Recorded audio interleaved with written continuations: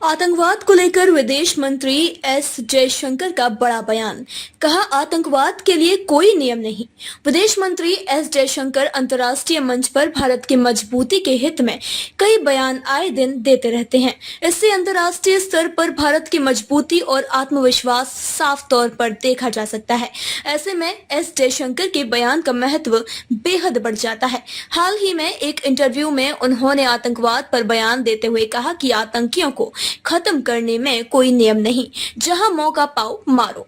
S Jaishankar ने आतंकवाद के खिलाफ अपनी बात रखते हुए आगे कहा कि किसी भी देश के आतंकवादी को यह गलतफहमी नहीं होनी चाहिए कि अगर वह अपनी सीमा में है तो वह मारा नहीं जा सकता।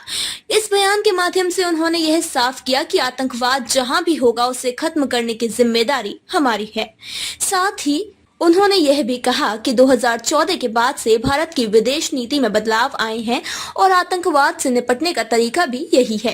विदेश मंत्री एस जयशंकर का कहना तो यह भी है कि पाकिस्तान के साथ भारत सुदृढ़ संबंध बनाने में असमर्थ है। अपनी पुस्तक वाई भारत मैटर्स पर एक सेशन में उन्होंने कहा, आतंकवादी किसी नियम से नहीं चलते हैं। आतंकवादी को जवाब देने के लिए भी कोई नियम नहीं बनाया जा सकता।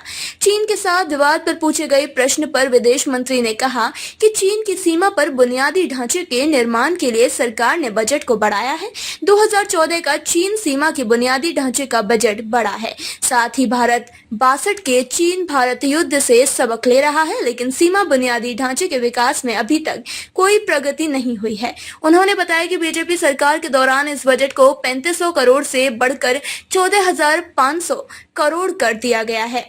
1962 के युद्ध से सीख लेते हुए विदेश मंत्री ने कहा कि चीन के साथ हमें यथार्थवादी और व्यवहारवादी नीति अपनानी होगी। अन्य पड़ोसी देशों की तरह चीन भी हमारा पड़ोसी देश है। इतिहास से सीख लेकर हमें दोबारा गलतियां करने से बचना होगा। वे इतिहास के पन्नों को पलटते हुए बताते हैं कि 1950 में सरदार वल्लभ भाई पटेल ने प्रधानमंत्री जवाहरलाल नेहरू को चेताया था कि भारत चीन के आश्वासनों पर विश्वास न करें, लेकिन पंडित नेहरू ने उनकी चिंताओं पर ध्यान न दिया और चीन को एशिया का हिस्सा समझकर ठीक समझने की गलती की। सरदार वल्लभ भाई पटेल जमीन से जुड़े व्यवहारिक व्यक्ति थे। इस आधार पर जयशंकर कहना चाहते हैं कि 1962 के युद्ध को रोका जा सकता था। इस तरह से एस जयशंकर इतिहास से सबक लेकर अपनी विदेश नीति का निर्माण कर रहे हैं। अपनी पुस्तक वाई भारत मैटर्स से जुड़े एक कार्यक्रम में उन्होंने अपनी बात रखी। ऐसे ही देश और दुनिया की तमाम खबरों के लिए आप हमारे YouTube channel changing future news को सब्सक्राइब करें और वीडियो को लाइक और शेयर जरूर करें। धन्यवाद। बड़ी से बड़ी खबर, क्राइम से लेकर राजनीति तक किस नेता ने 5 साल में क्या काम कराया।